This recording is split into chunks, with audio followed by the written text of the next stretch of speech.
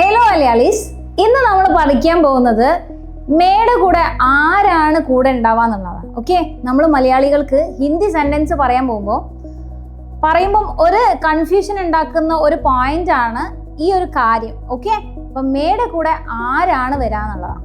മേയുടെ കൂടെ ഹേ ആണോ, മേയുടെ കൂടെ ഹും ആണോ, അല്ലെങ്കിൽ ഹോ ആണോ, നമുക്ക് ഇന്നത് ക്ലിയർ ചെയ്തെടുക്കാം. ഓക്കെ, അപ്പൊ നമ്മള് മേയുടെ കൂടെ ആരാണെന്നാണ് ഇവിടെ പറയാൻ പോകുന്നത്. ഇവിടെ ഉള്ളത് മേയുടെ കൂടെ ഹും ആണ്.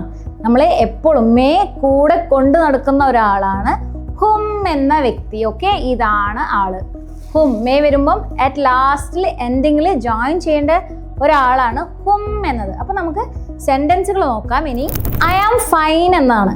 I am fine. മേ ഠീക് ഹും എന്നാണ് പറയേണ്ടത്. ഐ ആം എന്നതിന് മേ എഴുതി, ഫൈൻ എന്നതിന് ഠീക് ഹും.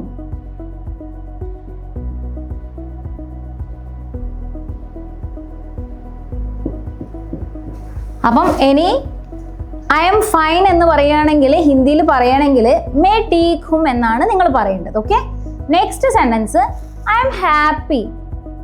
മേ ഖുഷ് ഹും. മേ ഖുഷ് ഹും. നെക്സ്റ്റ് വരുന്നത് ഐ ആം ബിസി. ബിസി എന്നതിന് വ്യസ്ത് എന്നാണ് പറയാ. അപ്പം ഐ ആം എന്നതിന് മേ വ്യസ്ത് ഹും.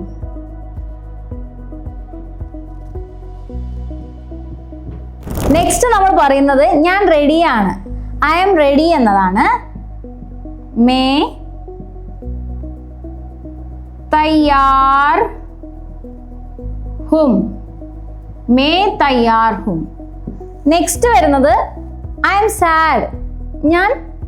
എനിക്ക് സങ്കടമാണ്, അല്ലെങ്കിൽ ഞാൻ സങ്കടത്തിലാണെന്ന് പറയാൻ മേ ഉദാസ്. ഉദാസ് ഹും. നെക്സ്റ്റ് എനിക്ക് സുഖമില്ല, അല്ലെങ്കിൽ ഐ എം സിക്ക്. മേ ബീമാർ ഹും. ബീമാർ ഹും.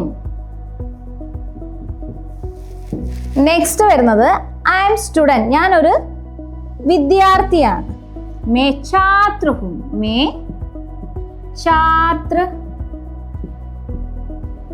ഹും. നെക്സ്റ്റ് വരുന്നത് ഞാൻ അധ്യാപികയാണ്. മേ അധ്യാപക് ഹും. മേ അധ്യാപക് ഹും. അധ്യാപക് ഹും. അപ്പം ഇനി നിങ്ങൾക്കുള്ള ടാസ്ക് ആണ്. ഞാൻ സ്ട്രോങ് ആണ്, ഞാൻ വീക്കാണ്.